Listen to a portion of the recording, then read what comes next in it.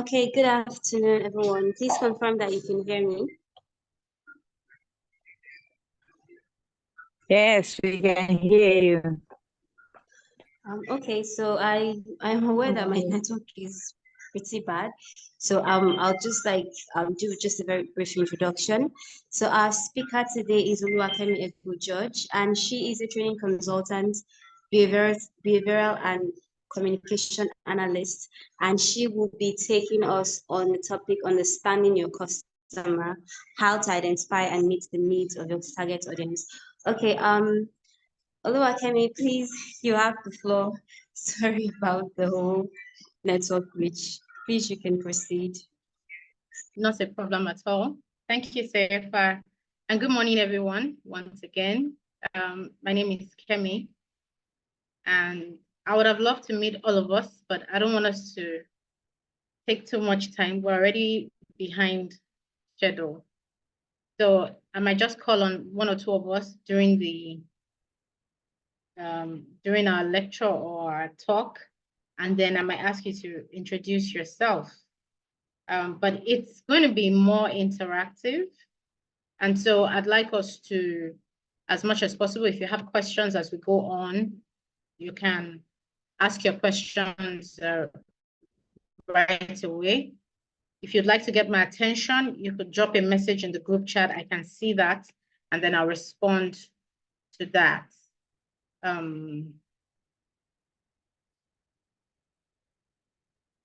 So this morning, we're going to be talking about understanding the customer. Like I said, it's going to be interactive. I can see some names, so I might just call someone and say, for example, Pamela Chewa, please answer this question. And then, you'd have to unmute and then answer the question. So we're starting right away. And today we're going to be talking about understanding your customers and how to identify your target audience.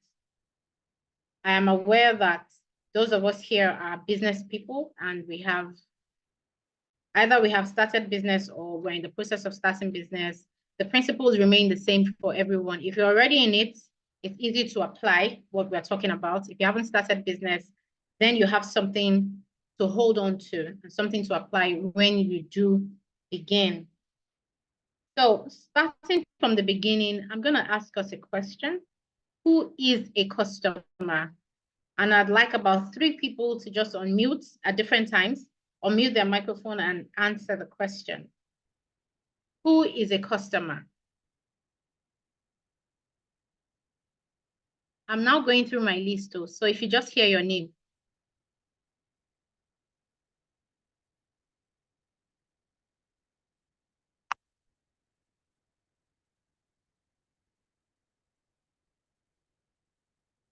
Okay, I'm gonna call Precious. Precious Sereje, are you there, Precious? If you can hear me, please unmute. Oh, Mary Anna is saying she can't hear a thing. Hi, Mary, can you hear? Can everybody hear me? Yes, I can hear you clearly. Okay, thank you, Bisola. Mary, please check your settings. I can see your message. You said you can't hear. So since Bisola has already unmuted, Bisola, you can open the floor for us and tell us, who do you think a customer is? Who is a customer to you? Thank you, Ayomide. Thank you very much. Good morning. So I believe a customer is a person who is able to pay for a service or a product that you are selling. A customer is also someone who is able to refer other people to you to be able to purchase the service or the product you're selling. Thank you. Thank you very much for that beautiful definition. I'll just look for one more person who's going to answer that question. Ijoma Monica Njoko. Ijoma, who is a customer to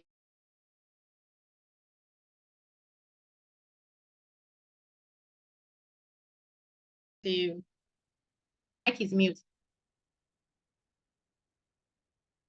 Ijoma, you need to unmute.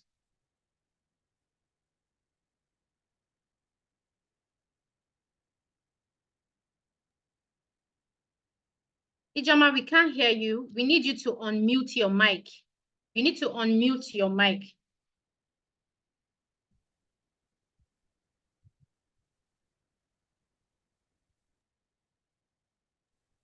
Okay, I was saying that I could hear you understand what you were saying because I was in a very noisy place. What was the question, please? Who is a customer? Who is a customer?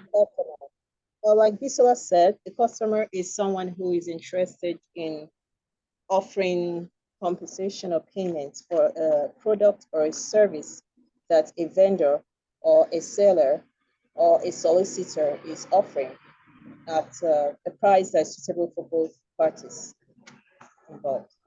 Fantastic. Thank you very much for that. So we see from this definition that two people have shared with us, and I'm sure we all have an idea of who a customer is. There are really no right or wrong definitions. But from what we can see here, the customer is someone who has what would call purchasing power. They can buy your products, they can buy your services, and they are willing to pay for it. Like Ijoma said, they want to compensate you for your services by paying you money. So that is who a customer is. Now, when we move into the business realm, we have different people selling different things. We have vendors across industries, different kinds of products, services, etc. Now, who is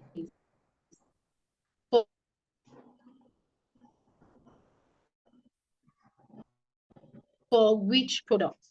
Is everything that is being sold in your neighborhood? No. So you have certain things that you buy. You have certain needs that you need to be met. And this, Ijoma, you can mute your mic now. Thank you. Yes, I'm trying to do that. So this means that every product or service attracts certain people. And every product or service cannot be sold to everyone. And that is what is going to bring us to our topic today: how to identify those who can or who are willing to pay for your service. Now, it's a whole, or to buy your product, it's a whole wide net, but we'll touch on certain things today. It's an in-depth topic, very deep, but we'll touch on one or two things, which are the basic things that we need to know. So we're going to start by talking about what we call, simply put, like a needs analysis. How do I know who needs my product? How do I know who is what? We need to ask certain questions. I've narrowed them down to 4. There are millions of questions to ask, but I've narrowed down to 4 questions that I'd like us to discuss. So the first question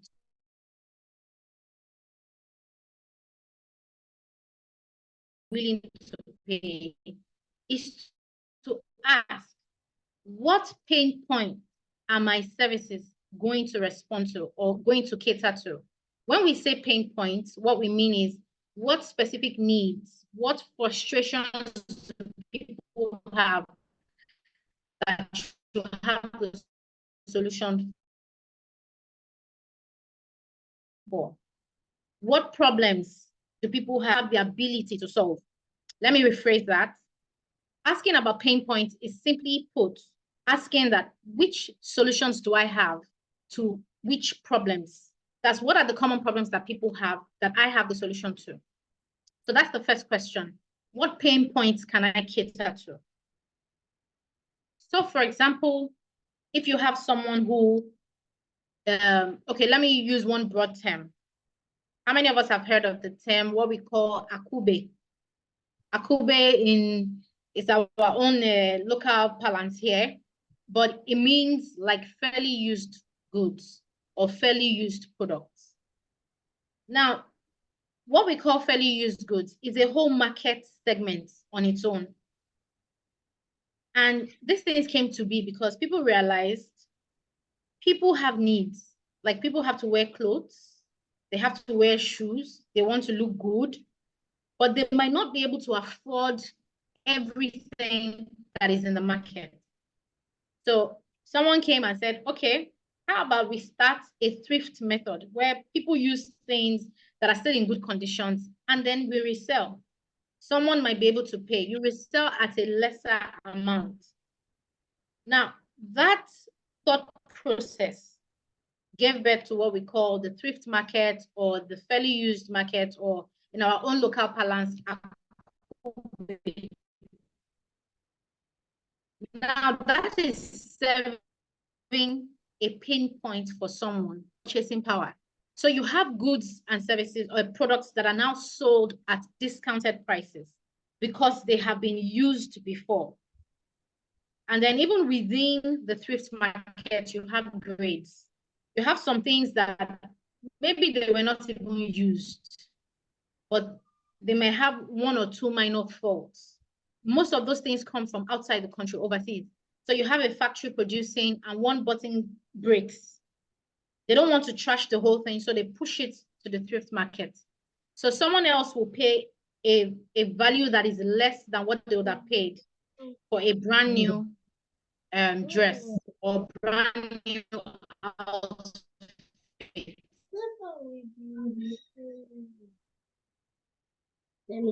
So we're just trying to, your microphone needs to be muted so that it doesn't interfere with the class. Okay, so we're trying to describe what we call pain points. And we are looking at this example to drive home the point. Every customer, every person has a pain point in different areas. And the person who is going to have access to that customer is the person who is going to be able to solve the problem of pain that the customer has, or someone that is going to be able to fix the problem. So when you have a product, it's not enough to just say, oh, people are buying clothes now. I heard that shoes are in fashion, so I want to start selling shoes. You have to know, who are you going to serve with these shoes? Which problem are you solving for who? That's the first thing, the pain point. Now, the second question that we're going to ask is, who is going to benefit from the solutions that I have?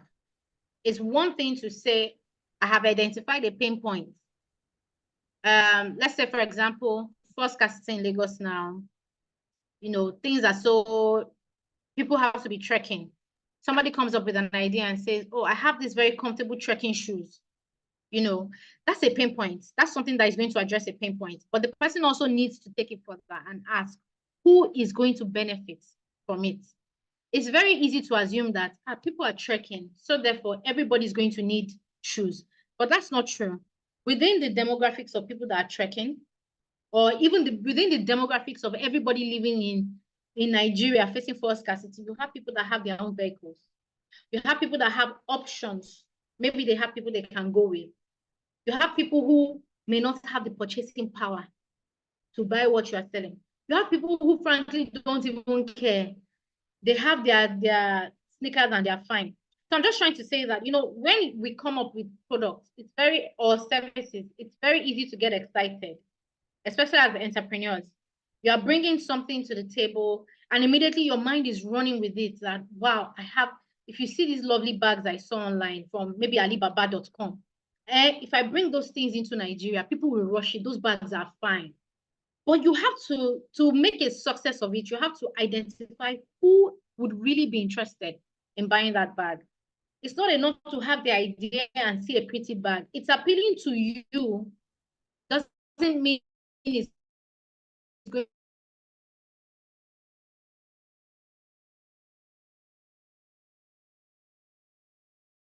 to appeal to everyone. Now it's a bring it down to something that, you know, is close. We even talk about women's beauty generally.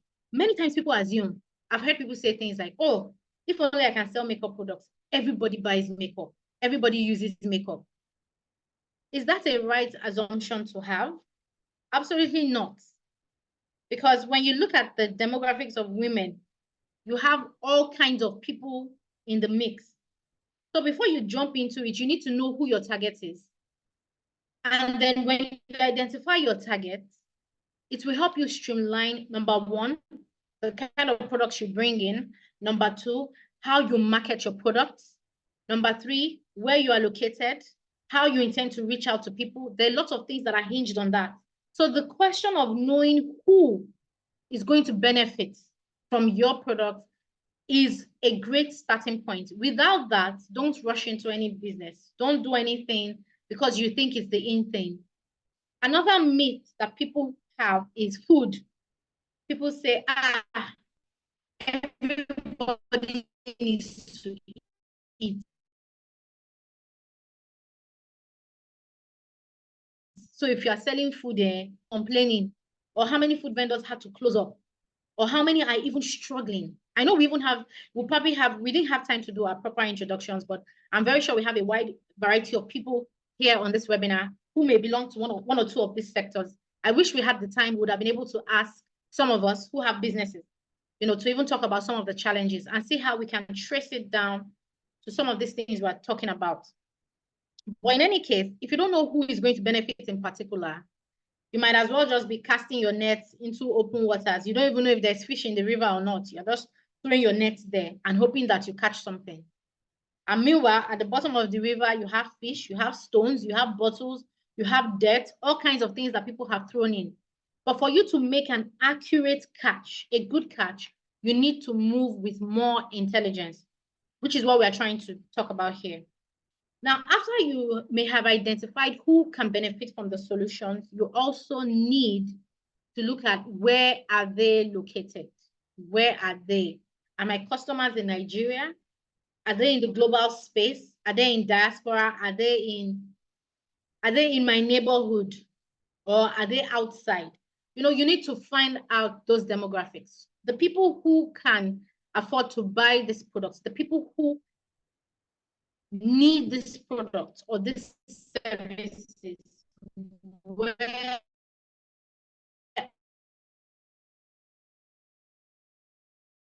are they located? All of that and understanding how to tailor your product, we're going to focus on for the purpose of this class, is what do they do? What do they do? Who knows the importance of asking what they do? What your potential customers do? Does anybody know? Can anybody help us with that?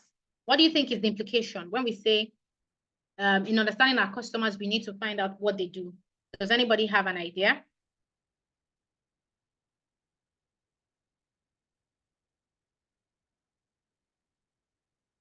It's interactive. It's Hi, to Bisola. have an idea. Hello. I think it's to have an idea of their purchasing power, like how much they'll be able to afford for your product. Very good. That's a good point. Thank you, Bisola. To have an idea of the purchasing power. Someone wanted to say something? Yeah, good morning. Hi, Marietta. Good morning. Another reason why it is important to know what they do is to determine their intellectual capacity. Because bringing a product to the market, how you're going to market it to those in the rural area will be different from how you would market and introduce the product to people in the urban settings. So that is that for Very me. good.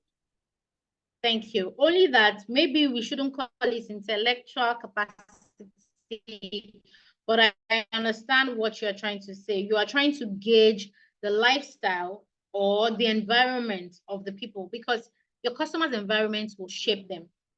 A customer who is coming from, who lives in VGC or Banana Island, for customers like that, for example, pricing is not often a top consideration for them. Price of products is not a top consideration. Quality is more important. Meanwhile, some other people from other locations, I don't want to label, different locations, but people staying in certain areas might, for example, favor quantity over quality. So let me give you a very brief example from one experience I had. So at the time, I was making what we call these fascinators, hair fascinators, these things that people put in their hair for weddings. There was a time it was the rave of the moment. And I happened to work with someone who sells the raw materials. So somewhere along the line, I was able to pick up the skills, myself and some other ladies working there. And then quite accidentally, a very funny story. I just you know, I was trying out designs. Somebody taught us basic things. And I was trying out designs and I took it somewhere. I wanted to show a friend of mine and someone saw it and asked, how much is this? And that was the turning point for me. But that's not the main focus of my story anyway. So I started doing it and I started advertising to people, telling friends who wanted to get married. Look, when you have your bridesmaid, I have stuff I can do for them in their hair. There were already made stuff in the market that people could buy. But one of the advantages, right from scratch, you could come up with, you know, this is how I want my design to be, and we could work on it together.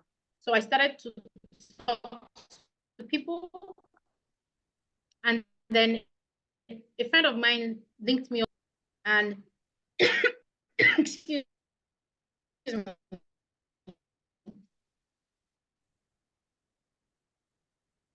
And the person stays in one of asked me to come over with designs that I had, and then I grabbed my stuff and I headed out. So I got to her place and we started talking. I showed her the designs, you know, some of the ones I had done, and she was quite impressed. She liked what she saw. So she asked me, how much? And at that time, I think, if I remember correctly, I think I said maybe like 1.5 for a piece. Please note that at that time, those who were selling in the market, then you could get hair pieces for 300 naira, 500 naira. But you know, for me, the advantage was, okay, number one, I don't mass produce. And then secondly, I'm actually working with you step by step, you know, so I was bringing something to the table, some creativity and all of that, compared to the mass produced ones, and also the quality of materials used. So I got there and I quoted 1.5 after we had talked. I remember clearly she looked at me and she said, please, and this was the attitude though, please, if you do this thing for me, I'm going to be introducing you to some of my friends in Abuja. She said, please don't embarrass me. How can you say 1.5? Then she started quoting some of the bigger, you know, I don't want to say some of their names, some of the bigger beauty stores that were doing this and how much they were charging. And then she said, Marietta, please, your mic needs to be muted. Marietta, please mute your mic. Okay, so I was saying that, and she was like, don't embarrass me and all that. I was shocked. I was like, what's this lady saying? And then she was like, please, I'm going to pay you 3.5 for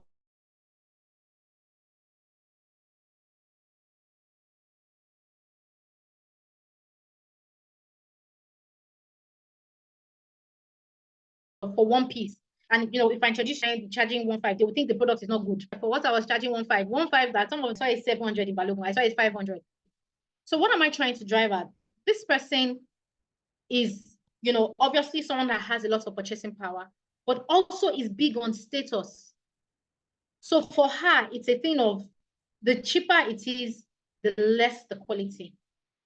So for her to be associated with me, she didn't even say, let me take advantage or pay 1.5, then go and tell my friends I paid 10,000. What she just said was, look, and I remember she was going to get married or something like that at that time. And she was like, I can't, you know, I can't be telling my friends they are buying this thing for this amount and all that. So it was an eye opener for me. I said, somebody's willing to pay 3.5 for this thing. Man, this was many years ago, man. So I was like, I jumped on it, you know. I did whatever samples I had to do for her, and she paid me for it. So what I'm trying to say is that you have to understand, you see why you have to understand your clients. For some, she was even gracious enough to tell me. Some people just assume, and it happens. Sometimes you go to a store or you go to the market, you see two products doing the same thing. One is 100 naira, the other one is 1,000. Immediately, what comes to your mind? You'll be like, for most of us, some of us are not wired that way, and it's okay. Some of us are wired to look for the opportunities. They won't even ask. They'll just grab the 100 naira own. But you know, for some of us, you'll be like, why is this 100 naira? Maybe something is missing. Or is it expired? Me, the first thing that comes to my mind is it expired? Or is it a substandard product? You know, so all of those questions, you find out that pricing plays a big role for people in certain areas. And you can find that kind of mentality usually among people in, some, what we call some urban areas, maybe the VGC, the Banana Island, and all those things. It's a status thing, or it's the fear of buying something that is substandard, of less quality, for example. So all these things will shape their minds and shape how they see your product. So if you are going to an office or a multinational to market your products, for example, that's the way you will package yourself. That's the way you will package even your pricing, because it tells a lot. And that's different from how you package if you're going to the free and open market, where the competition is fierce and you're trying to get the attention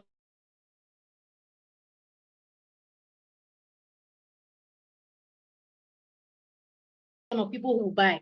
So understand elements would help to tailor to understand it once again before we move to the next thing. So we said pay attention to details. When you want to understand your customer, ask the following questions. 1, which pain points have I identified? Which challenges can I see? 2, who will benefit from the solutions?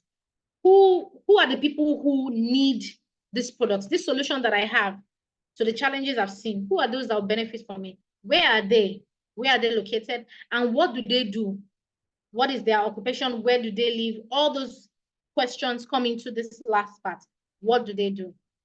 So we're going to move on to the next thing, and which is, after you have asked all these questions, you'll find out that you are able to group your product according to 1, needs,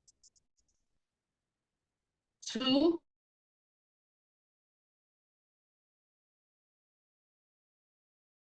location, 3, occupation. All these things I've said are just tailoring to the question. They are tailored to the questions that we asked earlier. When we say pain points, we are asking basically what are the needs of the customer. So you've asked your questions, you've taken down your answers. So you begin to script out, for your business, what specific needs am I tending to? Number 2, which location? Where is my focus? Are they on social media? Social media, people are in different locations. So if you are selling a product, for example, I'm just using product, it could be a service, a product or a service that is, suited for Lagosians, for example. When you get on social media, you would need, there's a way you're going to tailor your products to show that this is only available for those in Lagos. But if you have a product that can, serve a wide variety of people, then you are looking at people in Abuja, people in Kaduna, maybe people in Ghana. Then it will open up a new set of questions for you. Things like delivery, logistics.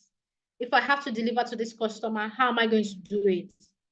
Everything we are doing is basically to suit our customers. All the questions we're asking is to understand who our customers are and also to provide outstanding service for them.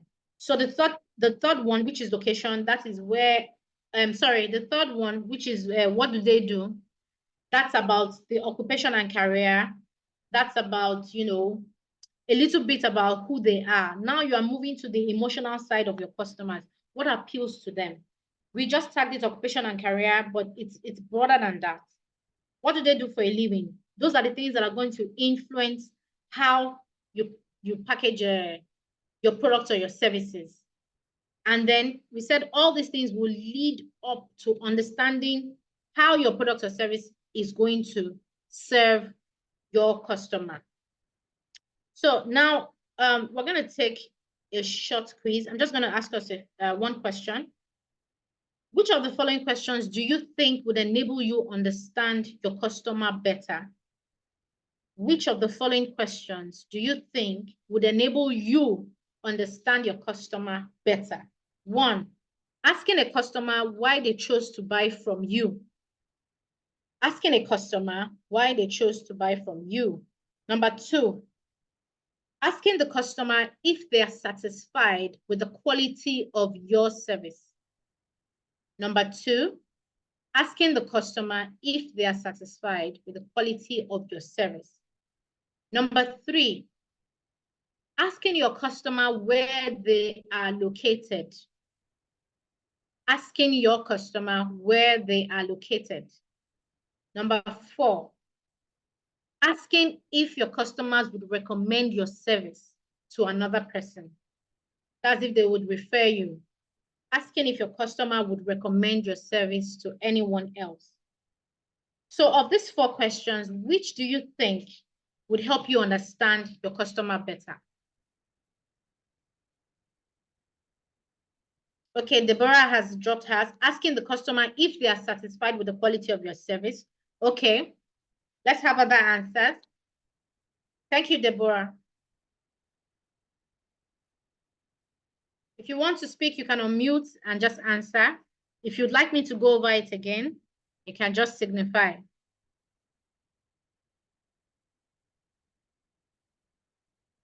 Let's have answers. Let's have answers. Number 2. Okumaka Eunice said number 2. Number 2 is, are you satisfied? Asking your customer if they are satisfied with the quality of your service. Okay. Okay, Martha too said number 2. Aramide Yusuf said number 1. Number 1 is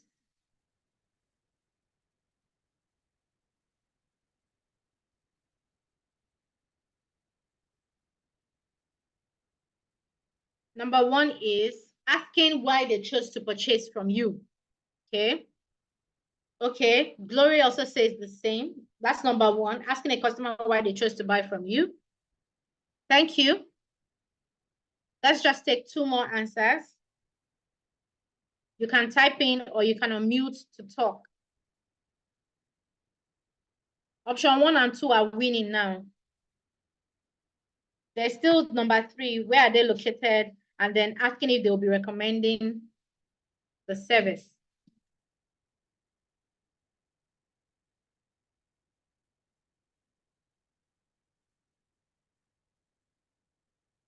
Number 1, Pamela. Okay, Pamela also goes for number 1.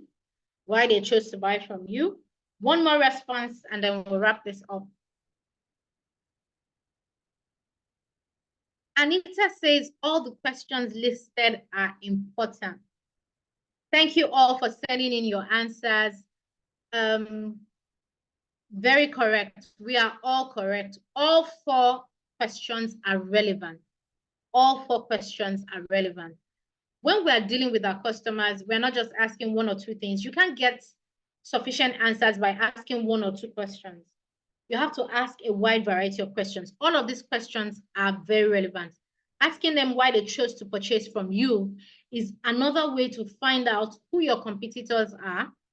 If you know who your competitors are, you want to find out what is the edge you have above your customer, and that will help you understand the customer better. Why is this person buying from me rather than buying from my neighbor? So by the time you ask, the person might tell you, oh, you're always smiling, you're always cheerful. That person is, yes, that person is after the value of the service, the quality of the service. Someone else might say, well, your prices are cheaper than any other place I've seen. That person is after pricing. Another person could say, oh, you are just close to me, location. That's convenience. So people would have different reasons for buying from you, but that question alone is loaded. Like we said, you can use that to understand why they're buying from you, if it's the quality of your service, if it's the product itself, maybe they can't find it anywhere. If it's, yes, if it's your delivery, how swift. Oh, I like you because when you tell us 2 days to deliver, you deliver exactly in 2 days. I like that. And you'll find that if we talk about the psychology of customers are drawn by different things. There's a psychology behind how people's minds work. I went in for a training where someone was telling me how she has purchased a particular product from a company. They've never even reached out to her. I mean, she buys it from a particular place. It's a very pricey product. I think it's the quality suits her skin. And she said she had been using it for years. So I asked her, did it not occur to you at any point? Maybe, did you see any new products in the market? Did you see an ad or something else that could have appealed to you and said, let me try another product? She said, no. She's the kind of person that once she sees what works for her, she sticks to it. Those are loyal kind of customers. Those are people that you go all out for, because once they decide on your product or they decide on your service because they like you, they are lifelong customers. So you need to understand the why. Why are they buying from me? The second one, asking if they're satisfied with the quality of your service, is also about improving. It's also about getting to know about your product, how your product is meeting their needs. How is it meeting their needs? Are they satisfied? Is it answering the questions that this person has? Is it solving the direct problems? Is it bringing the solution it is designed to bring? So asking about the quality opens up also a lot of conversations around the kind of product. So someone might give you a feedback that might let you know, oh, I've been getting my stuff from this supplier. Maybe it's time to change. Maybe you have a store, a superstore, and somebody purchases, and you do your due diligence. You make sure that, look, in my store, I buy from authentic vendors. Someone buys a product one day and then comes back to say, this thing was fake. I realized that when I opened it, XYZ happened. That will also allow you trace and say that, which vendor did I get this from? And then you can do your due diligence. Either you stop working with that vendor or you report the matter, see how they handle it. It just opens up a lot. The third one, where are you currently located? We've said a lot about that. Location for a number of reasons. It helps you to sift through the purchasing power. Excuse me. So a salon in Lekki is not going to cost the same thing as a salon in Oshodi, for example. No disrespect to those who live in Oshodi. Absolutely none. But it is what it is. The caliber of people in Lekki and how much they have to pay. And that influences a lot. It's not just about pricing. When you go and open, for example, a hair salon in Lekki, what are the things you're going to take into consideration? Let's talk. What are the things that just imagine that you're a business owner and you want to open a salon and your location is going to be Lekki. What are the things you will take into consideration? Jama.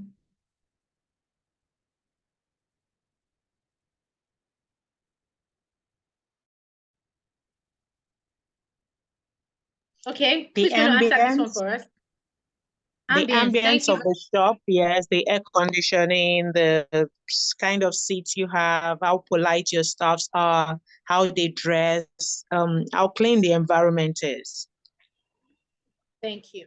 Thank you, Bisola. The environment matters. So you're going to have to invest a lot. The ambience, the kind of aesthetics, the kind of things you put there. I mean, the kind of, the tools that you're going to be using. You want to impress, because these are people who are impressionable. So you want to go all out. Now, if you're going to do the same for a salon in Oshodi, you're not going to bother investing too much with that. I mean, you can do your basic nice stuff, but you probably are not going to invest a lot of money into, setting up the ambience. You'll do a good job. You'll do something nice and tidy that would attract, people there. But if you make an investment that is too heavy in your ambience because, you think, oh, this is it, this is my dream to own a salon, and then you don't consider your location, you might run into a lot of debt because you spend so much money, and your business has to recover those things back and make you profit as well. So you're already putting a strain on your business if you're going all out to do that and it's the wrong location. Also, things like location that affect location are, is it a corporate environment? Is it a residential environment? All of these questions help to shape and determine, the quality of the service and how you go about it. Then the next one, would you be recommending your services? And to ask if you'll be recommending services to anyone. Now for that, it's very easy. Ijoma has said here, number 4, that if they're satisfied, they will refer others to you or keep you as a cherished treat. If they don't, you probably have bad customer service. Thank you for that, Ijoma. So you see that if you asking your customer a simple question like, would you be referring us to any other person? Or when we do training sometimes, excuse me, when we have trainings, sometimes we ask people to fill evaluation forms. In the forms, we ask things like, would you be willing to take another training? Would you be willing to refer someone else for this training? And some will go the extra mile and say, if you're going to be referring someone, please give us their contact details so that we can, share our products with them. Excuse me. So if people say, if you have 10 people buying from you and 8 out of 10 say, no, I'm not going to recommend anybody for this service, what does that tell you? Something is wrong. And that also gives you the opportunity, it can open up conversations that can also help you understand the customer better. So all those questions are very, very relevant. Do we have any questions? Any questions or any comments so far? Okay, we're moving on. So now we want to talk about what we call customer profiling. Customer profiling. All what we have discussed up till now is just to understand your customer. Customer profiling is now identifying specifically, building a profile of a person who can use your product. Building the profile of someone who can use your product. So let me give you an example. And we're going to take a short exercise together where we look at how we can build a profile. Now, if I say I want to start selling children's wares, for example. When I say children's wares, like shoes, things like that, children's clothing. Do we have anybody here doing that? Anybody who is into that line of business? Maybe you are selling clothing items for kids or kids wear. Anybody here? Okay. So let's say we're starting a business and we want to do that. Who are the customers in this case? Who are the customers?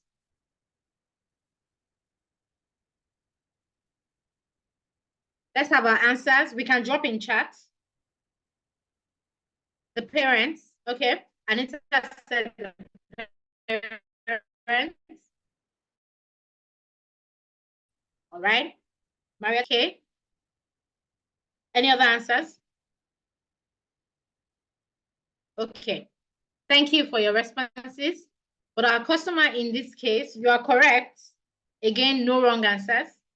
But I'd like to add to that. Our customers in this case there are two types. We're dealing with two sets of customers.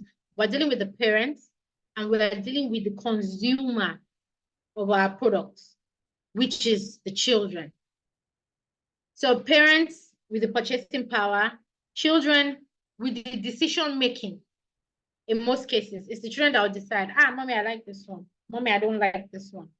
So how do we profile in this case? It's important to profile because it helps us to narrow down what we need to focus on. So for kids wear, someone might just easily assume, oh, my customers are the children. And you focus everything about the children, forgetting that there's an aspect to your products, which is the pricing, that is going to be influenced by a third-party stakeholder, which is the parents, mommy and daddy, and the size of their pockets.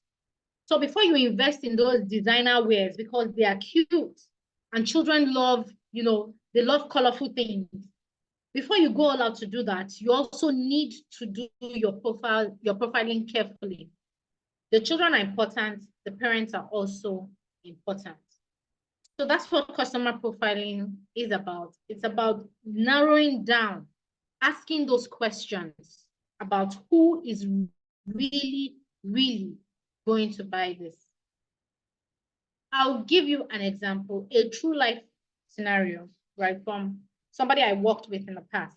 Now, this person was producing a fashion item. I don't want to say the specific product, but something, a fashion item. And, it was branded as a luxury item, which already, when you say something is luxury, we have already kind of cut off a category of people from our customer list. Everyone cannot be on that list.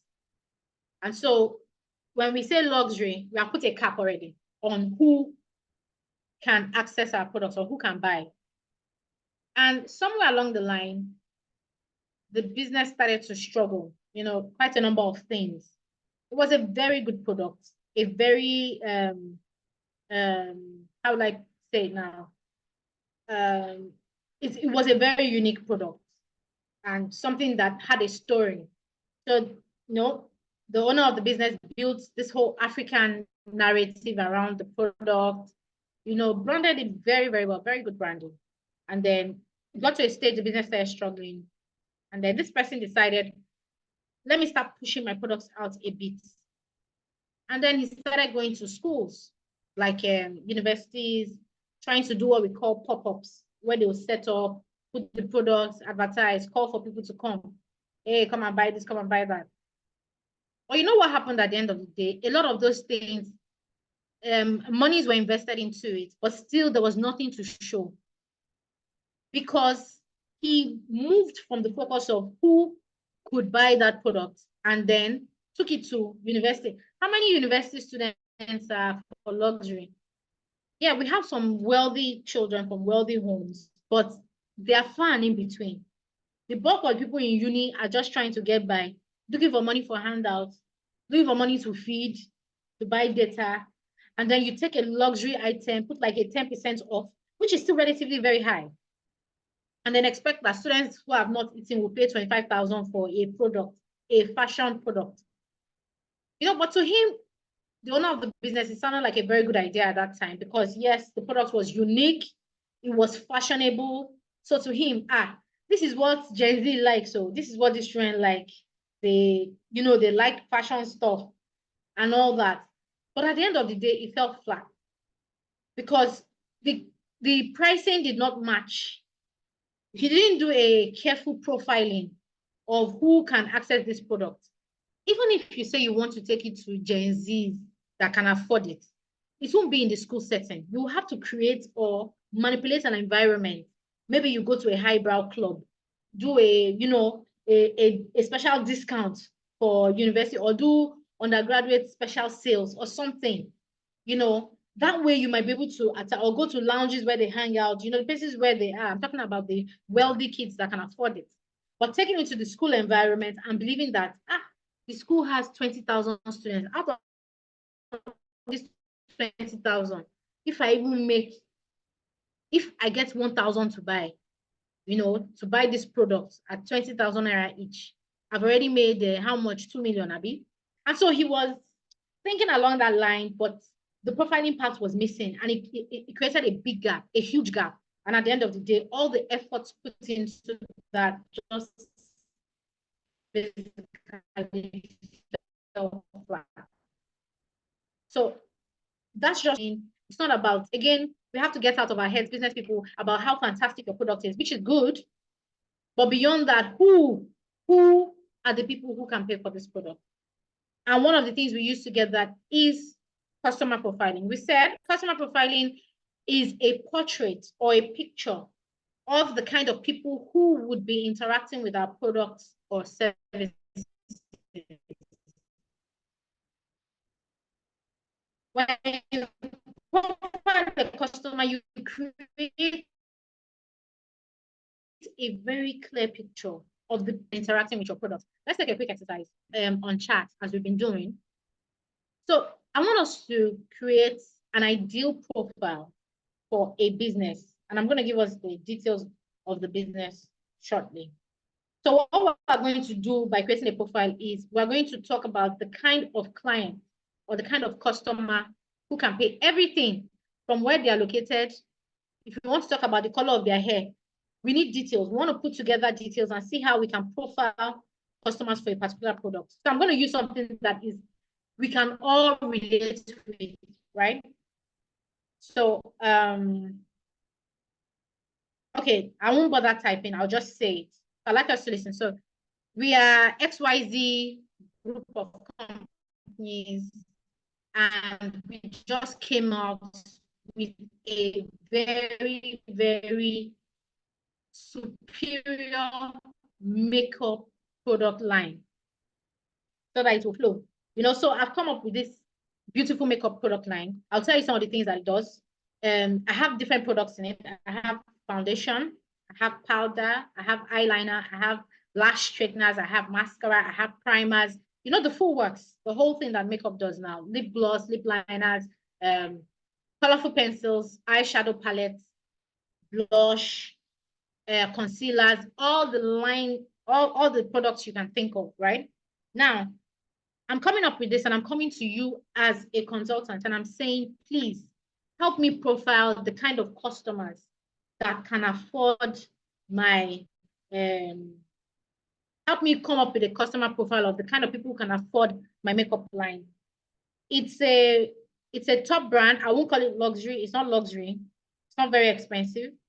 It's just mid-range, not too cheap, not too expensive. But some of our products have certain features, organic features. They have, you know, we don't make use of harsh chemicals. We use organic products. They last longer than most other makeup. I mean, you can have it on for 24 hours and it won't, you know, wipe off. It won't clean off. We have exciting colors for our eyeshadow palettes, different kind of colors. We have glitters. We have different things. And which other information is relevant? We're going to be an online store, right? We don't have a physical store. We're going to be basically online, but we will be, you know, sending out what they call it now. We're going to be, you know, delivering our products to wherever. We have narrowing our markets to Nigeria alone first. We're just starting. So we're focusing on the Nigerian market, but we can deliver anywhere in Nigeria. So I'm just going to give us a few minutes. This should have been a breakout session, but we are running out of time and I don't want us to start, you know,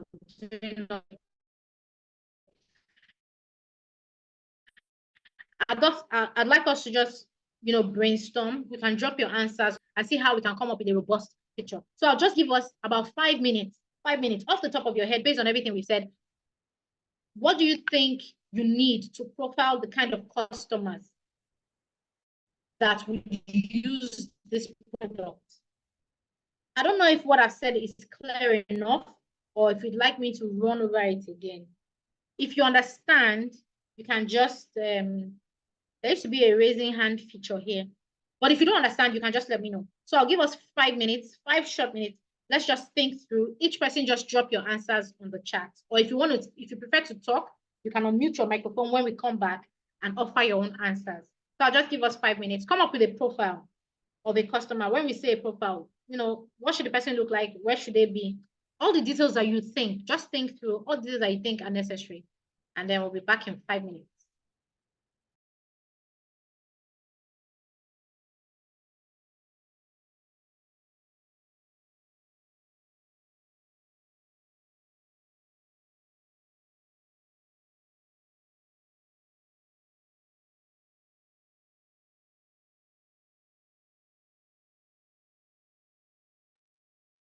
Okay, someone is asking that I run over it. Okay, so I own a makeup line and I'm coming up with a new product, an entire range of you know, makeup products, from eyeliner to powder, foundation, concealer, pencils, lash straighteners, anything you can think of, I have it. And so I've come to you as a consultant and I'm asking you to please profile the kind of customers that you think would be able to get my products. I'm new in the market and I want to, you know, I want to get your opinion as a consultant to say, what kind of customers do I need to focus on? So I want you to come up with a profile of the kind of customer that can use my products. You know, putting together everything that we've said. What problems are my products going to solve? I mentioned certain things, that it lasts longer than most products. You can wear it for 24 hours without the makeup wiping off. I use organic products, which means no harsh chemicals. The products are top quality. And the price range is like a mid price range. It's not too cheap and it's not as expensive as the luxury brands. So who are the kind of people, what kind of customers do you think would be able to buy or purchase my products? So using all that we have said since the beginning of the class, what problems am I solving? What solutions? Who is going to benefit from it? Putting all those things together, let's come up with a profile. I hope that's clear enough.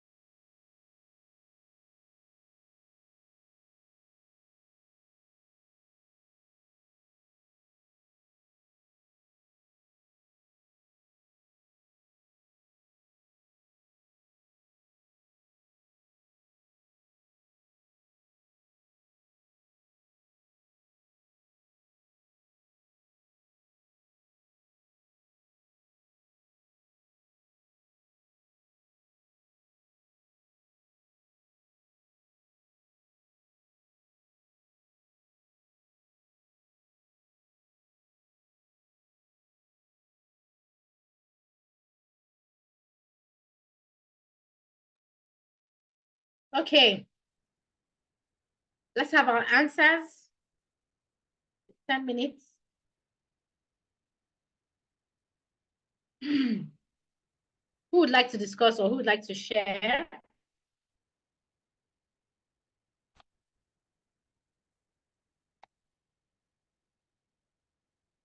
Anita.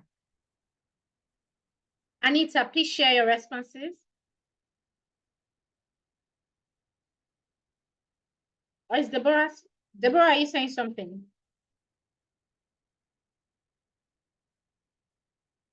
Anita is she's still collecting. Okay, who is done? Who is ready?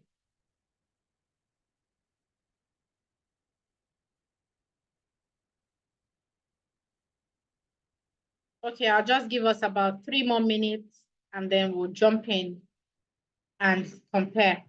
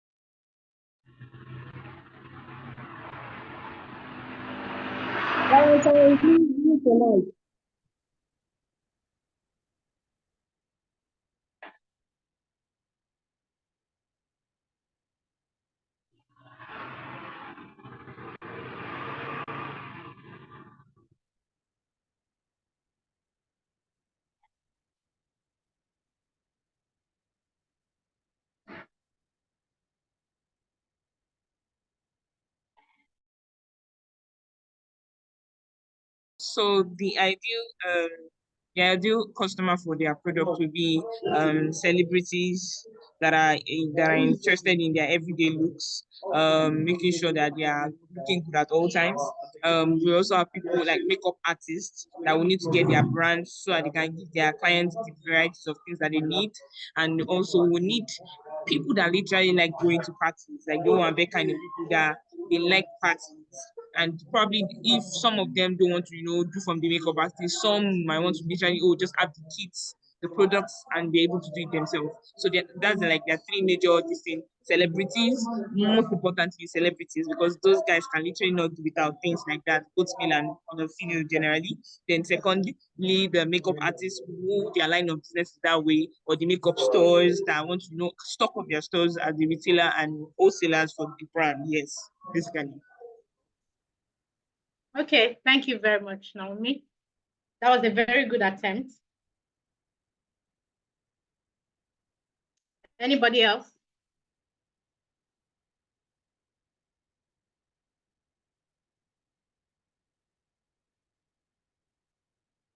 Okay, Ijama says young women 18 to 25 years old. Does an 18-year-old have the purchasing power? Okay, I would like to add to what the other person said. Okay, thank you, Ma. Okay, I would say people that are like minimalist, people that's like a small makeup that doesn't like all those heavy makeups, maybe because of they feel they have too much chemicals in them. Since the makeup is organic, like moving towards the organic part of it. And then I would also consider people that are allergic to artificial makeups too, apart from other ones, like she said, celebrities and normal people that want to use the makeup, because that would be my key customers because of what's the interest I have. Then that's all for now.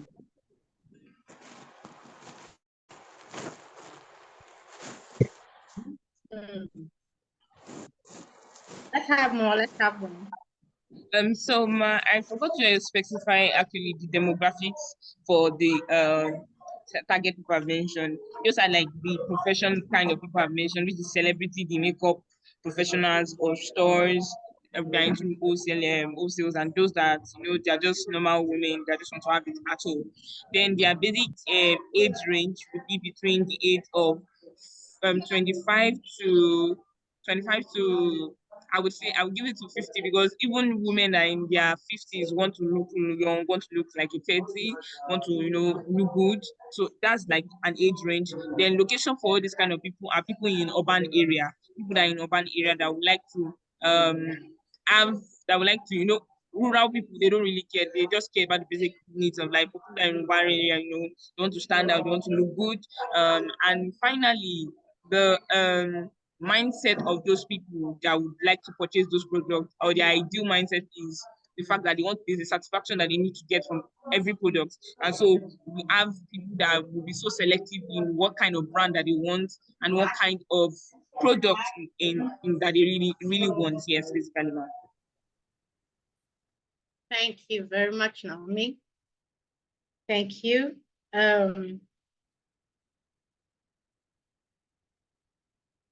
Okay. I can see some of the responses in the comment section.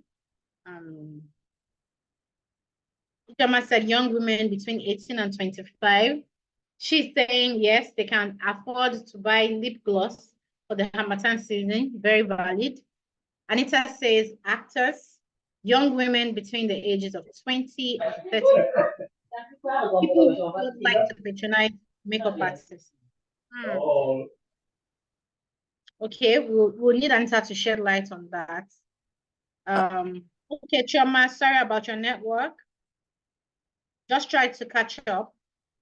Okay, I Chioma also believe okay, I Mark, also please go believe on. that older women too will patronize the product because some of them believe that too much chemical, as they have gotten older, they want to abstain for all these chemical stuffs, and I think they will also patronize it because it's more natural. So they believe that it's harmless, and more mind for their skin.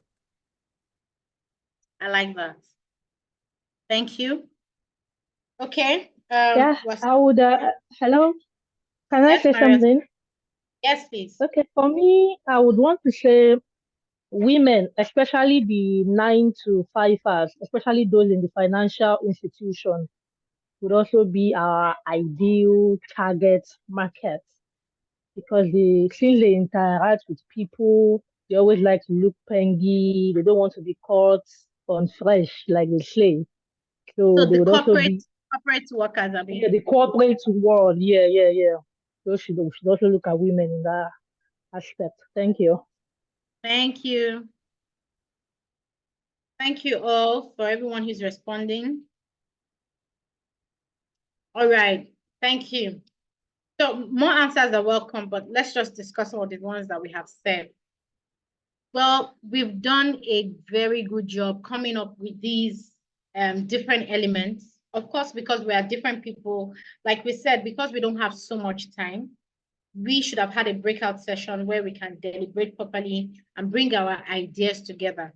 But you can see and how this is forcing us to think not just about the product, but about the people who are going to use it. Some of us have said, we're looking at the who. First of all, someone addressed the issue of what problem, what pain point. And she said people who react, who have sensitive skin may want to, tilt towards this product because they said that the product it's organic. The word is hanging in my head now. What's that word? The ingredients used in producing these makeup products are purely organic, no harsh chemicals. So that already is giving you a demographic, certain people who would like. Now, the question would be, who are those who would be interested in this information? Who are those who have a pain using harsh chemicals? That's the first way. And some of us have answered the question beautifully. Someone said people with sensitive skin. Someone said older women, which is also very valid. The older we get, for a lot of us, as we get older, the skin loses elasticity.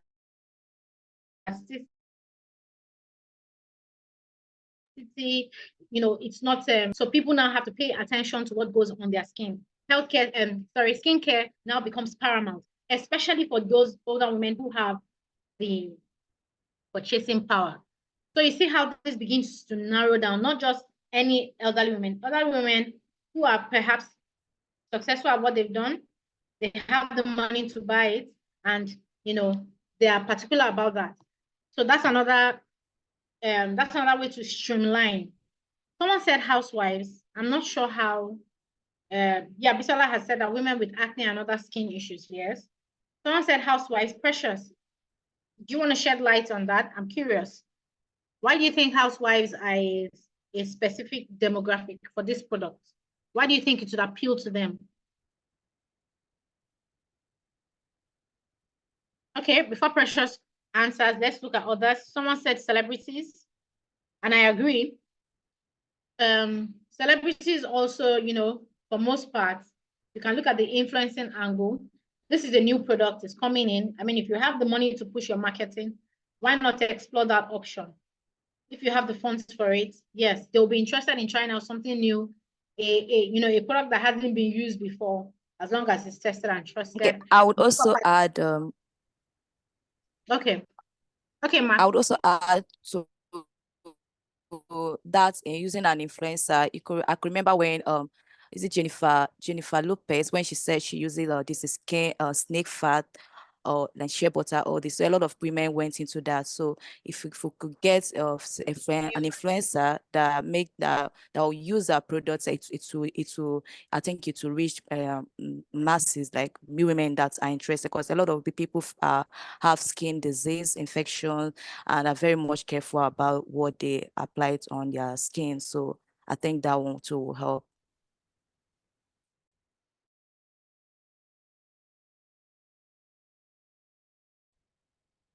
Flows with the category we're talking about, the celebrities, those who always want to look younger. So imagine bringing a new product and you're able to tell them, and they are always wearing makeup anyway.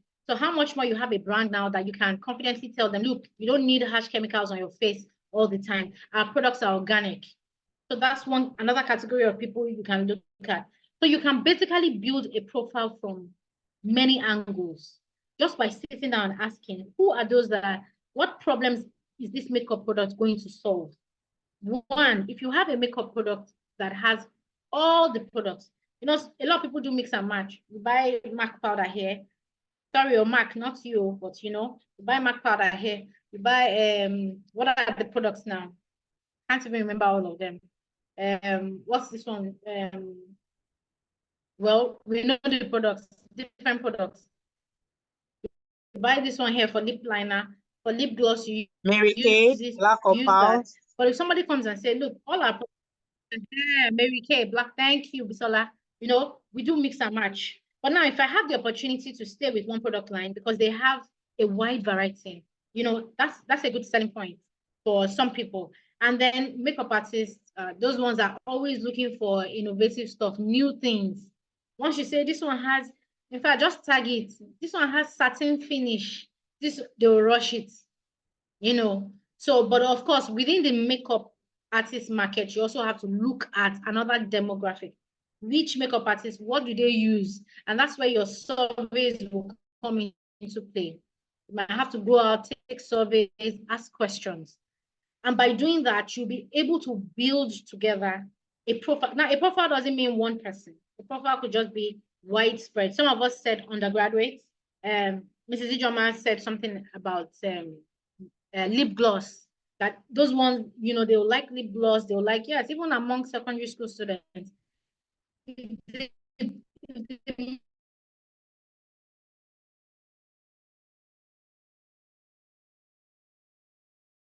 Makeup line can cater to a wide variety of people. Why not? You can begin building your profile that way, sitting down, asking those questions. Who is going to benefit from this? I like the way she put it. She said lip gloss for Hamatan. So if you're going to take that to the school, pricing matters. Schools in the suburbs or in the urban area, you go there and then you package all day. How about you have a package, take it to the school? Those are potential customers.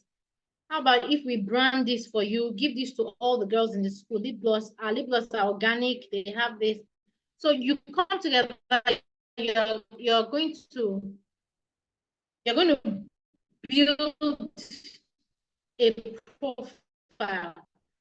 The possibilities are endless. Remember we said at the beginning, the 4 questions we put there, that's not all.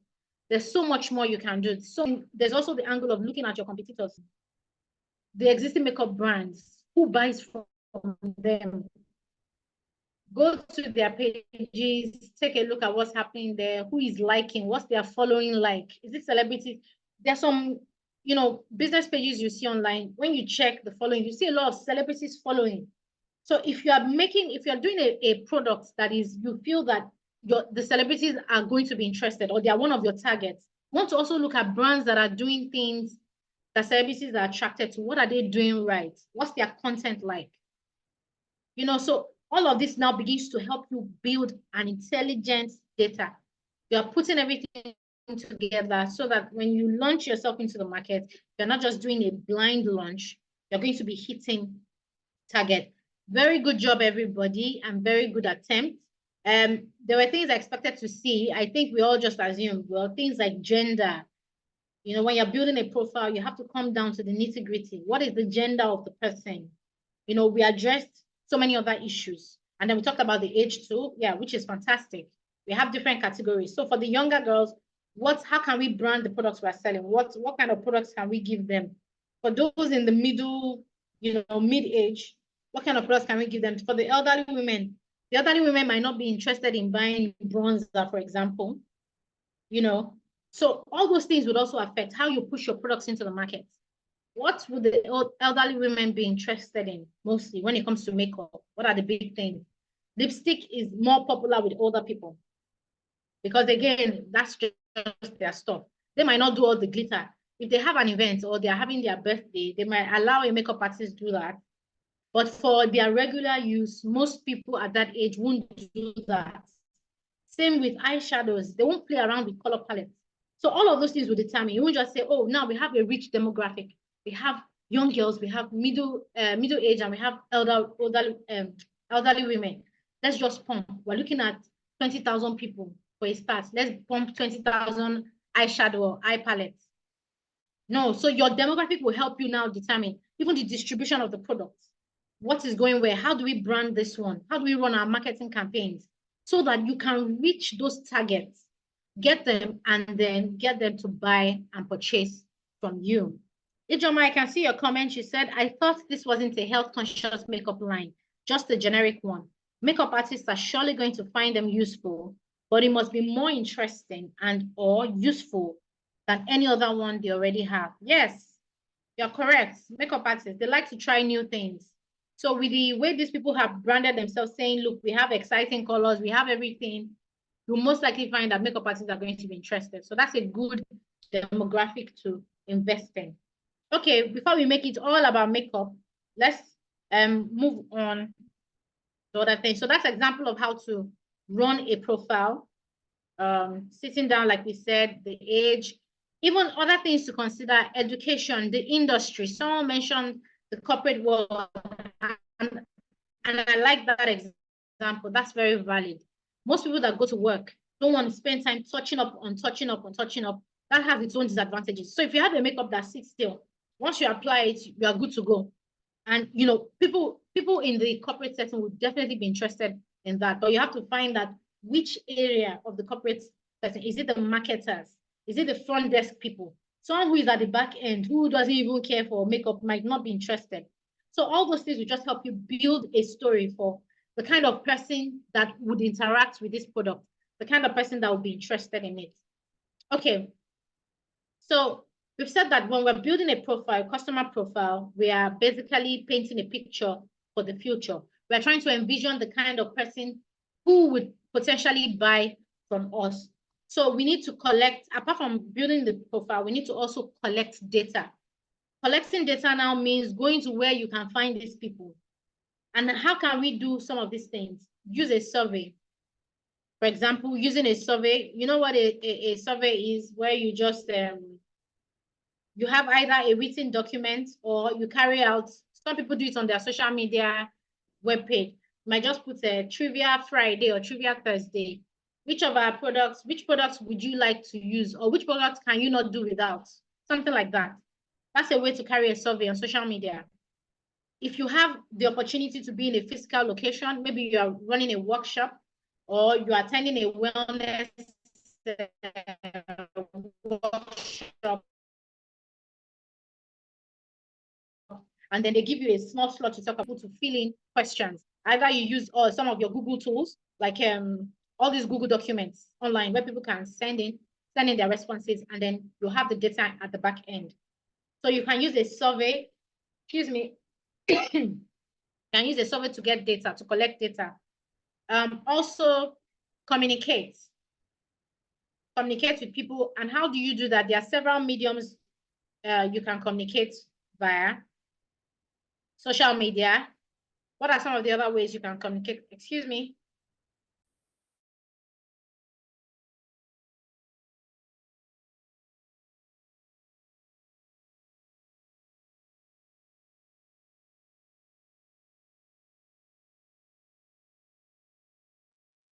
Sorry about that. So you can communicate using your social media pages. You can run adverts. Those are ways to get feedback. So when you run, for example, a marketing campaign on social media, asking, or you run a survey asking people to, you know, indicate which products for women, which products is indispensable for you. You know, you look at the responses and then you draw information from there. Or sometimes you run a marketing campaign and then you see who are the kind of people that clicked on this, who are people who were interested in this advert. That will also give you an idea into how you can collect and use your data. And then another thing is, what do the people who are responding look for patterns? When you run a survey, for example, or you collect data through any means, either you're talking to people through workshops or any other means, always look out for patterns. When we say look for patterns, we mean the people who are responding this way, what do they have in common? The people who are responding this way. So people who are saying, yes, I like lip gloss.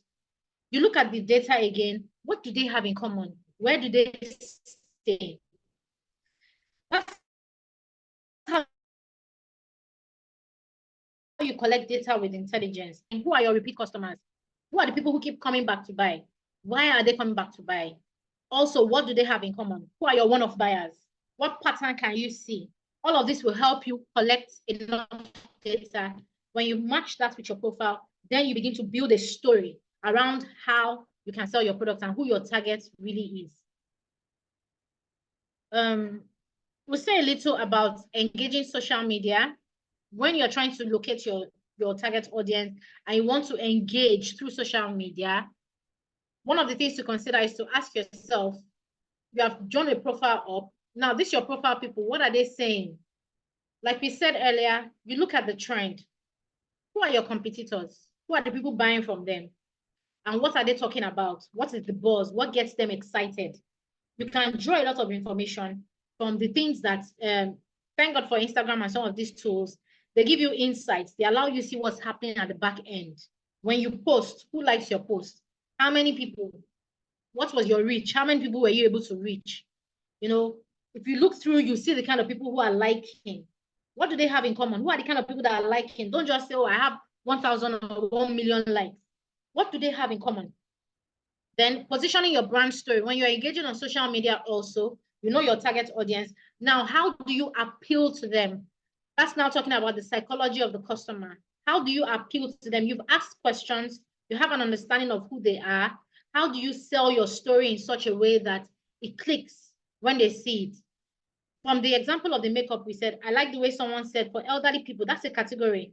Just start out talking about how to preserve your skin. Things I should have started doing 10 years ago. Imagine having a caption like that. Things I should have started doing 10 years ago, using organic products for my skin. Then you put it up, follow it up with something like, okay, it's never too late to start. We have this product now that is organic. Even if you're in your 40s, this thing has the ability to repair your skin. So you put up stories like that, you around people's pain points, around the challenges, around the emotions of the customers, and then you put it all out there. Also, while engaging on social media, be aware of communities. People who are like-minded, doing what you are doing or something similar. You need to be relevant in those kind of communities or forums. So on Twitter, you have things that they call now MySpace, podcasts, all these things. You know, you have different areas. So find the one that is built around the area of your products or your services. Make sure that you join up with them. Again, your competition, we've said that before. Find out who your competition is attracting. Who are the people they are selling to? That will give you an idea of your target, who your target should be. Your competition could be, you have to be realistic. You can't just be starting makeup today that you say your competition is MAC products, MAC that has been existing since and have all kinds of clients. So you also have to look at it realistically, someone close within your, what you'd call like a peer in terms of business, someone who is doing something really similar in terms of pricing and the kind of product and has the kind of experience that you have. That's your competition. So ask, who are the people attracted to my competition? And then when you ask those questions, it can also lead you to ask about what is my competition leaving out? Who are they not catering to? And so that will give you an idea of how you can build your own niche. You know, what solutions are they not providing? Then you take it up from there. And then also be open to experimenting. When you're on social media, you know, you just have to keep trying things. It's not one straight road. So there are a couple of things that might work now, some other things that might not work. So when you're engaging your target audience, it's about firing and refiring. You try this, you get feedback. If it works, continue. If it doesn't work, you might have to, you know, innovate and change that. So let's take this question. Which of these would most likely help a business collect relevant data? We're talking about data now. Which of these would likely help the following beauty store advertising on YouTube Kids? One, a beauty store advertising on YouTube Kids. Do you think they'll get the relevant data they need? That's the first one. Number two, a men's grooming kit. That's something to do with grooming for men, advertising on Mother's Day. A men's grooming kit, advertising, placing an advert on Mother's Day. Number three, an ice cream selling company that is running an article on wellness. An ice cream selling company running an article, that's they are publishing an article on wellness and health. Which of these three businesses do you think is collecting the right data?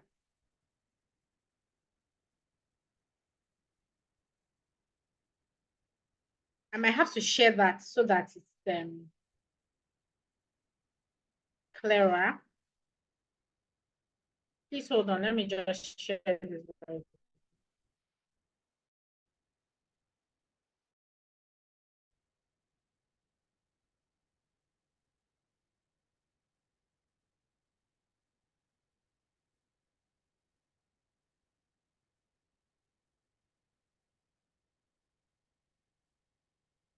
Okay, can we see this?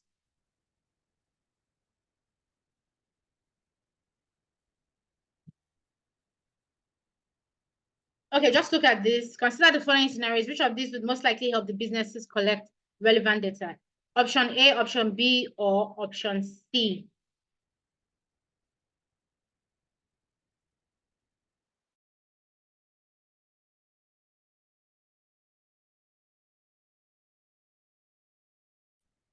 Let's have our answers.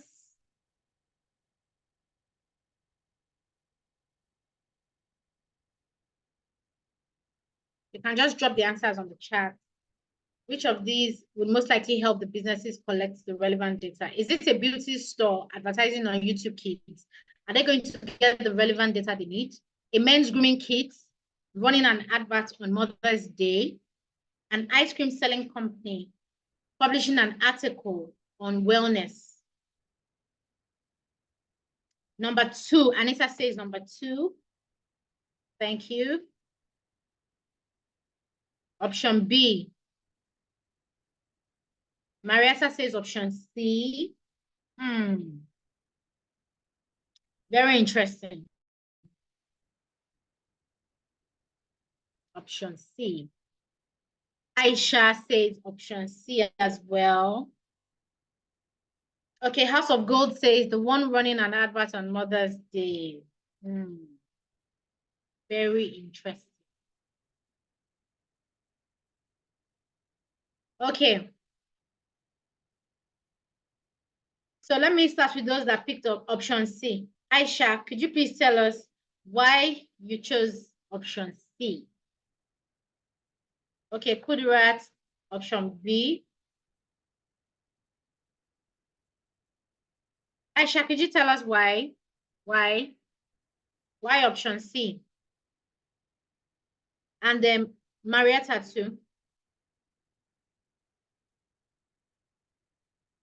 Why did you choose option C?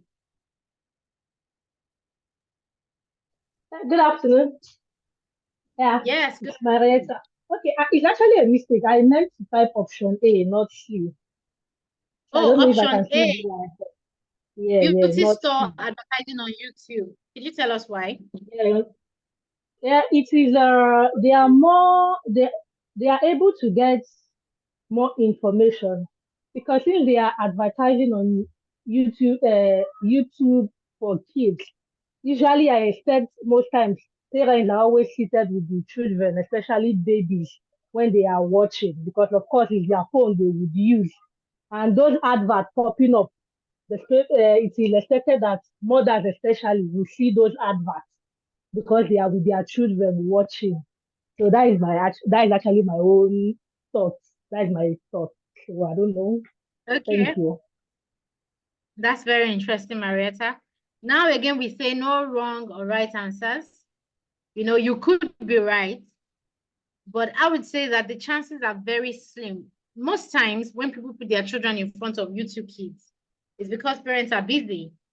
Maybe they want to do other things, and then they leave the child on there. And a lot of people might even be confused. Why are they advertising beauty stuff for children? Like, you know, I would say it's a bit inappropriate. It's not really the place where people sit down to have family time. You know, YouTube Kids, it's usually cartoons and stuff. Yes, you might have some parents on there, but most of the time, most parents are not really there. So it's like a case of misplaced priorities because the audience who is going to see can't understand. They don't know what to do with it. And it'll be confusing. And even those who are meant to see it, if they see it there because it's like wrong placement, it might even cause a bit of conflict. So I would say that that particular answer is quite off in terms of, you know, it's not the ideal place. Again, we're talking about the ideal place. Okay, so for those that have said, House of God said, personally, I will not be there watching with them, even though I will check up randomly. Exactly. Exactly. So most people will just pop in, make sure that, oh, you know, what they are watching is in order. And even you'll be surprised if you see something, you see an adult woman applying makeup and they're advertising, oh, something, you know, it's going to be like, wow, what are they doing? You know, but yeah, thank you. So for those who said option B, absolutely, I think also that is most appropriate. Option B is most appropriate because Mother's Day comes with a lot of drama now. You have people saying when it's Father's Day. And for quite a number of people, appreciating the mothers also kind of calls to mind that there are also fathers who are doing a good job. Now, how the advert is run is a totally different matter. They won't run the campaign in a way that looks like it's you know, fighting for attention. But there's a way they can link it up, you know, for Mother's Day, talking about, you know, we're talking about, you know, there's a way they can, that's for the marketing guys to figure out. There's a way they can do it, but use that to introduce something for the men. It's a nice reminder, you know, to remember that behind all of this Mother's Day stuff, oh, there are men too, and there's a Father's Day coming, just to prepare people ahead for that as well. So that's option B. Option C can be dicey, can be very dicey. It's unlikely that people will take any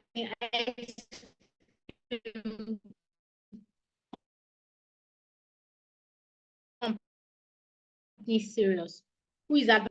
You know, we have seen things, we have seen companies, marketing companies do amazing things with information, and they can swing it in such a way that it might just be able to attract the attention of people. And depending on what the purpose of the, you know, of the marketing campaign is, you know, but that can be dicey. It can go either ways. But yes, the most appropriate answer from that is running to collect relevant data is to run an ad for men on Mother's Day. Again, who is going to purchase men's kits? Most likely, if you are running it on Mother's Day, you are opening up ideas for people. People have fathers to give gifts to. People have husbands, boyfriends. So it'll just be a good way to just nudge it in that, look, this is a gift package you can do for their own special deal. So that one definitely works. Okay, so we are getting to the end of the class. We want to talk about we're summarizing now.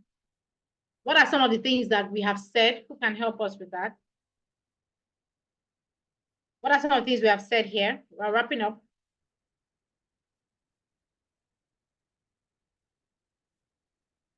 I just need one person. Let me look for someone that's not said anything. General from the class. Okay, Bisola. Yes, please, I from said the you mean class. from the whole class. Okay. Yeah.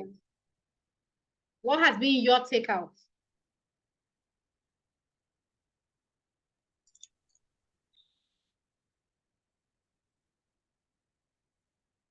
Okay, Bisola, we can hear you. Okay, thank you. Understanding my target audience, my target clients or customers that I'm interested in, their demographics, you said is very important, their status and purchasing power. Why would they be interested in buying from me? What is my, what I say, my trademark, or what stands me out from other competitors? What's my own location, and also what's the location of my clients? What attracts them to buy the product or service that I'm rendering?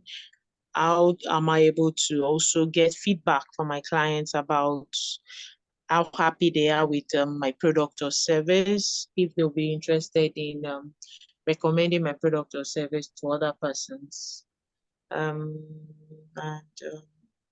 yes, that's about it. Maybe the educational level, but that's still actually with the demographics of the clients. Thank you very much. It's been a very interactive and educative session.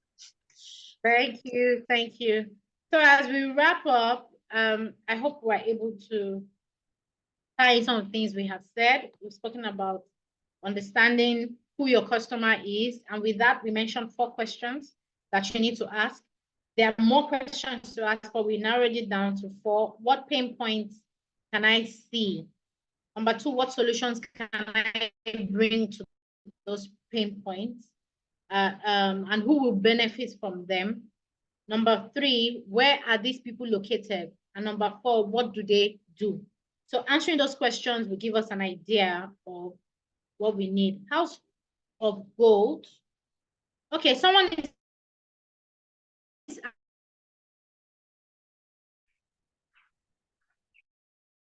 I'm sorry, I missed that. Damilola, please ask your question. Okay, Damilola, you can ask. Thank you very much for the class. Please, concerning the how to get feedbacks from customers. Okay, I am into production of leather goods such as handbags, belts, wallets, and all of that. I've had instances where I get to ask after purchase, right? I get to ask my customers, oh, do you have any reservations, or would you, and all of that. And of course, they will just say yes, they like it. And when I try to narrow down, like, okay, let them give me a more specific feedback, they don't really give that. And asking for, say, their emails, or aside, of course, phone numbers. Some I have their phone numbers, some I don't have, just to keep record, of course, and for further future messages, right? They don't really, some will say no, they cannot give out their emails. And I'm like, emails is not, to give an email is not anything serious. Some don't like to give it out. And sometimes it's limiting me to very large, it has affected me mentally. Sometimes I just don't ask again because I feel, let me not disturb anybody again. But I know that these are the things that would help the brand to grow. So I don't know what method I can adopt. Thank you.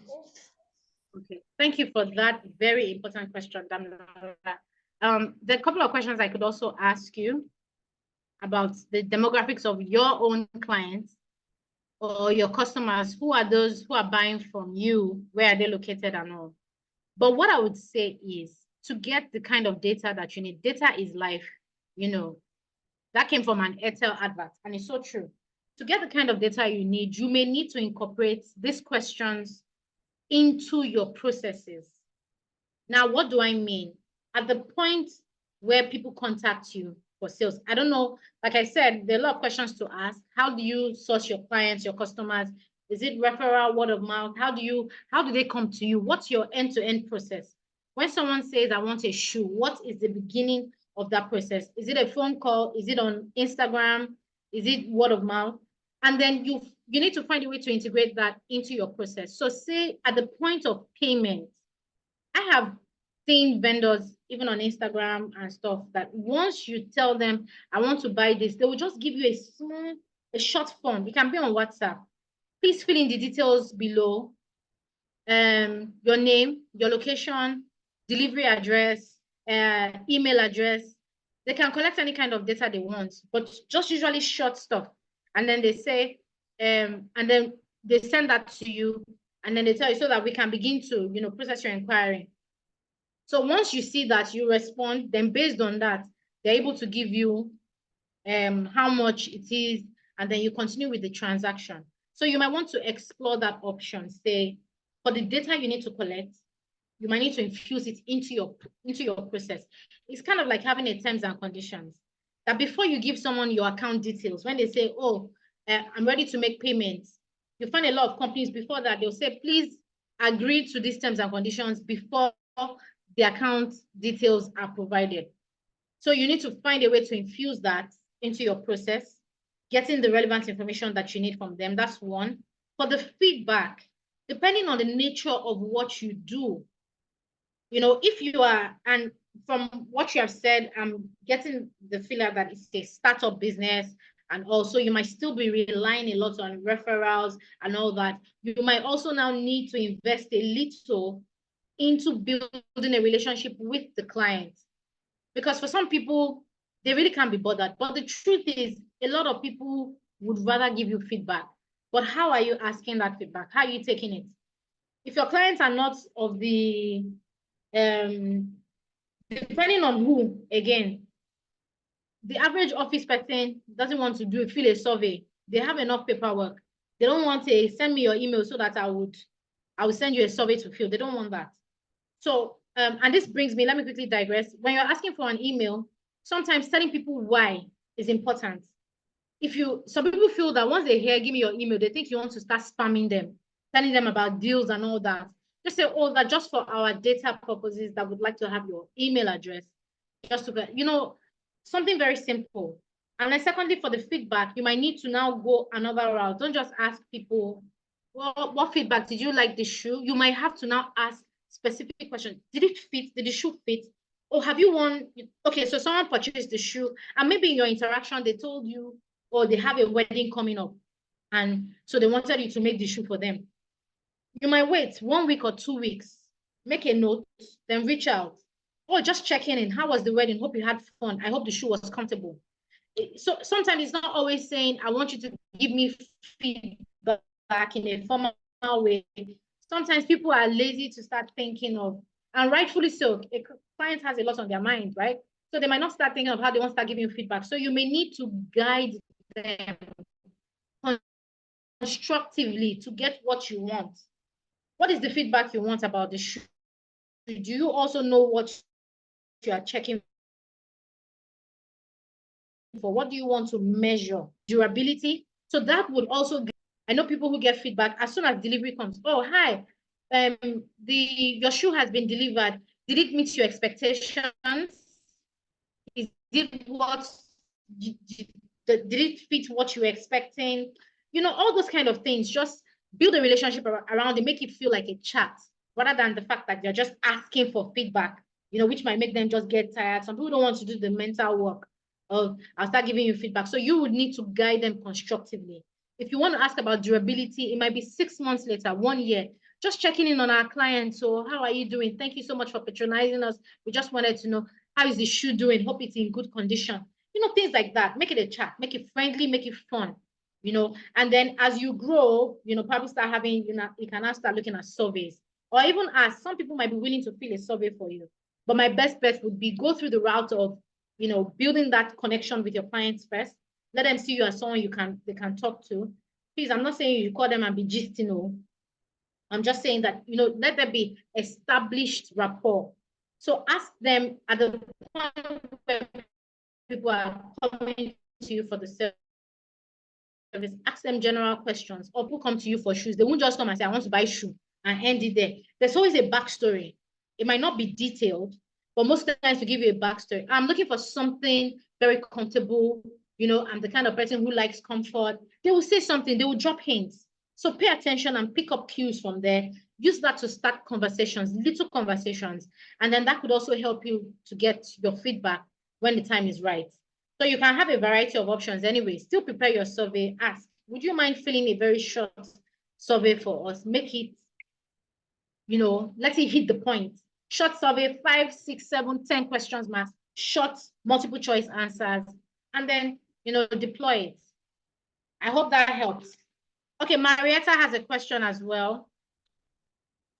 Thank you. Sorry, House of Gold. House of Gold has raised her hand. I don't know if she has a question. We are wrapping Okay. up. Okay. Good afternoon, madam. Thank you so much. You're welcome. Even though network has been troubling me, but then one of the Sorry. questions I wanted to ask has been partly answered. Just this question you just answered now. But the other one is, from what you explained now, I understood our competitors might not necessarily be those brands that have name already, those established brands, but those small ones around us. Now, my question is, they will tell you, know your competitors, know what they are not doing right. You know, when we some of us, when we discover that somebody is doing what I am doing, the person naturally wants tends to become an enemy, kind of. Is with training that we are now being told you collaborate with them. But how can you now find out what, like me, I make school cardigans and sportswears. So I serve school. So how can you find out from them what they are not doing well? That's my major question. Okay. All right. Thank you very much for that question. Very quickly, when we say find out, you're not going to find out from your competitors. They won't give you that information. You are finding out from the customers. What are they doing differently? I use the example of the online platform. So to say that you study, so if you have a business now that is online, you look at people that are liking, what kind of content are they putting out? How are people engaging with the content? Now for you, yours is more physical. It might be a bit more tricky, but ask your customers. Look, a lot of people who buy from you, they have options. So ask them, why do you prefer House of Gold, for example? Why do you, just like we said, make it a chat, make it interesting. Madam, thank you. You've been buying from us, purchasing from us for 5 years now. Is it that there's no other place? I'm really grateful. I'm happy that you buy from us, but I often wonder, why do you keep coming back here? What is this we're doing right? You'll find out that a lot of times the customers want to talk. And it's from there they will start telling you, oh, I used to buy from one woman at this thing, but your price is better than their own. Most people would give you some story. Again, it's about listening. You are listening to gather information. So it's not, they may not serve you the information on a platter of gold, but you have to listen for the details and you have to be able to probe to get the information that you want from them. So asking them things like, oh, madam, you've been buying this, or somebody makes mention of, I'll go somewhere else. Who your physical competitors are, you know where they are, check them out. Who are the people who are buying from them? It's the customers that will lead you and give you the kind of information that you want. Like I said, because yours is physical, it's a bit tricky.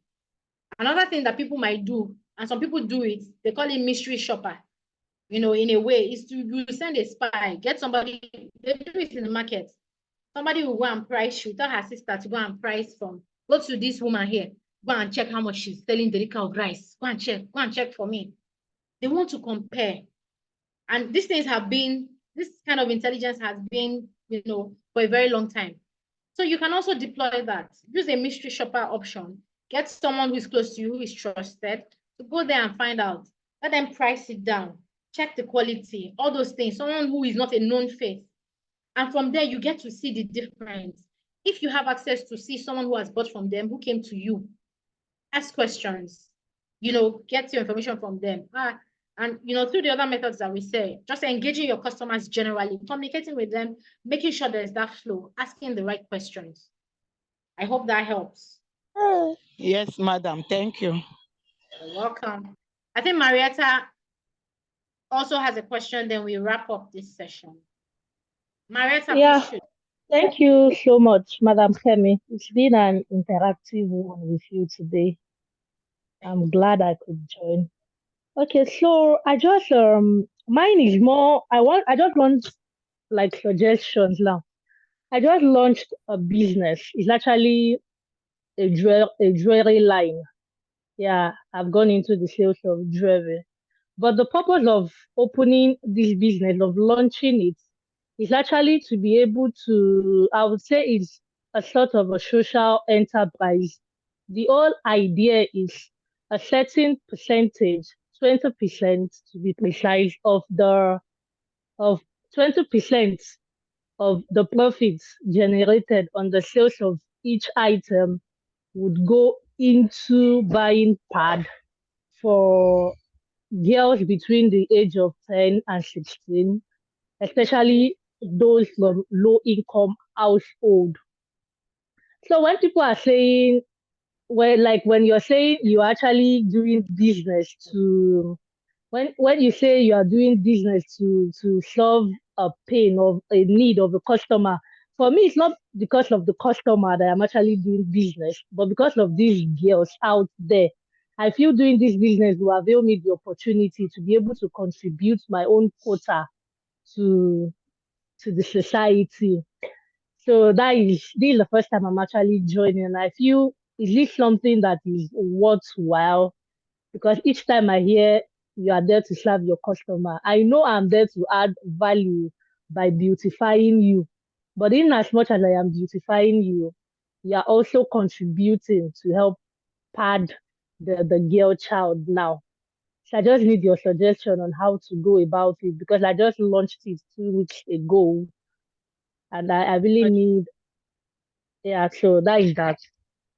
All right, thank you for that. And that's a very noble cause that you have undertaken to, cater to those who don't have access.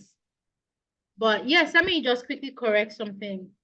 The truth is, yes, once you embark on a business, the thing is you want to make profit and you want to use that profit to help people, but you're still going to generate profit. Because if nobody buys the jewelry, what happens?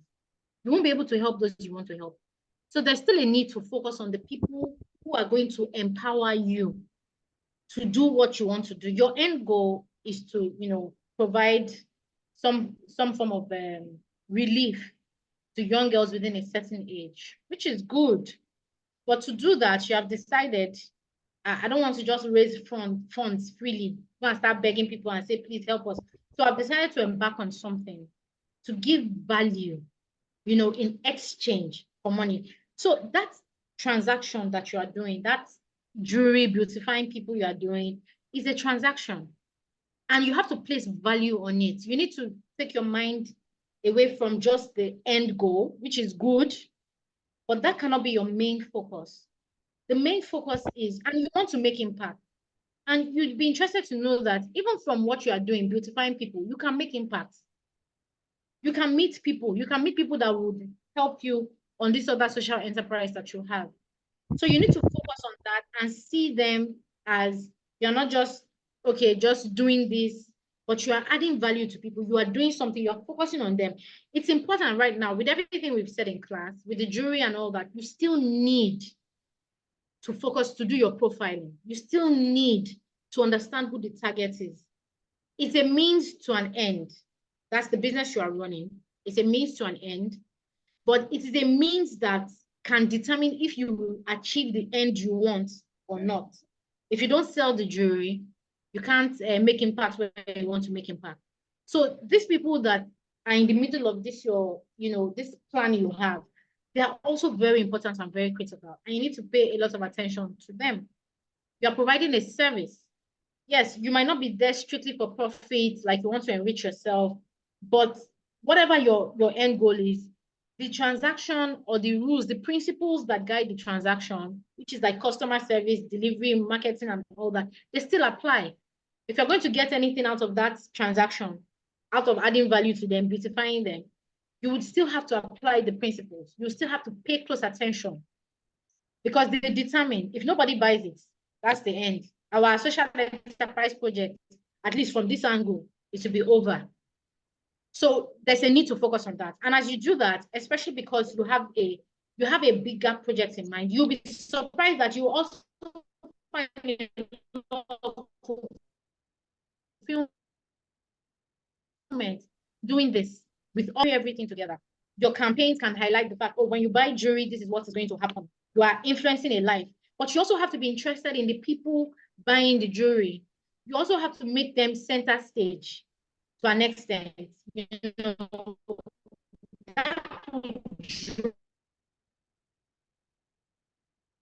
drive the purpose that you want more. Your customers have feelings too, they have emotions, they operate with the psychology. And you need to tap into that psychology now to maximize this project that you have at hand. So that it will be, I might just outrightly tell you, oh, I want to partner with you on this. And it's not about the jury. I'm ready to invest in this purpose. That can happen.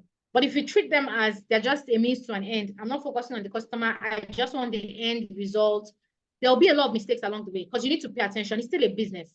So if you take your eyes off that, you will drop the ball in certain places that will still affect the end product. So coming for this is even commendable. That you are here is commendable. It means you want to learn about that. So, but you need to apply those principles still so that your end result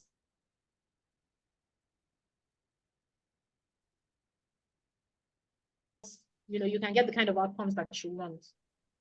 All right, this session. Thank you all for making it very, very interactive. To all those who participated actively, I can't mention all your names. And for those who were silently listening, thank you also for staying on the call.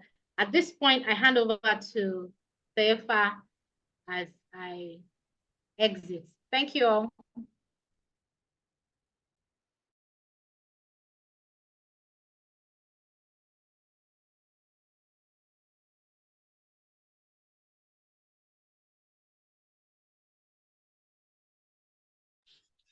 Thank you, madam.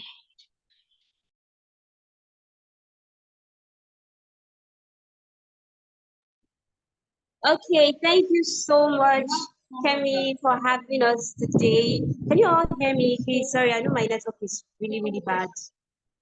It's terrible. Can you hear me? Yes, I can hear you.